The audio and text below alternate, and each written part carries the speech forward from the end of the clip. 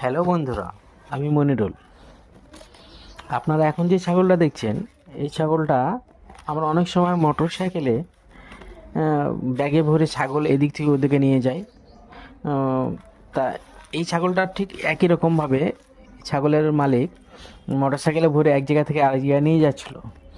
কিন্তু ছাগলটা এমনভাবে ভরেছিল যে ব্যাগটা রাস্তার নিচে ঝুলছিল, এবং সেই কারণে এমনভাবে ছাগলটা রাস্তায় ঘষে ক্ষয় হয়ে গেছে পাটা, যে এর তিন চামড়া দুটো লেয়ারই ফুটো হয়ে গেছে।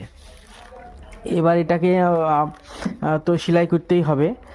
তা আপাতত দেখি কি করা যায়। তা আপাতত ড্রেসিং করে দেখলাম যেটাকে ভিতরেরটা ক্যাটগার্ড দিয়ে সেলাই করতে হবে, উপরটা যদি পারা যায় ক্যাটগার্ড, না হলে নর্মাল যে সুতো হয় সে দিয়েই সেলাই করলেই চলবে। তা আপাতত এটা সেলাই হচ্ছে। তা এখন দেখা যাক। হ্যাঁ, এখন এটা মোটামুটি 7খানা সেলাই হলো।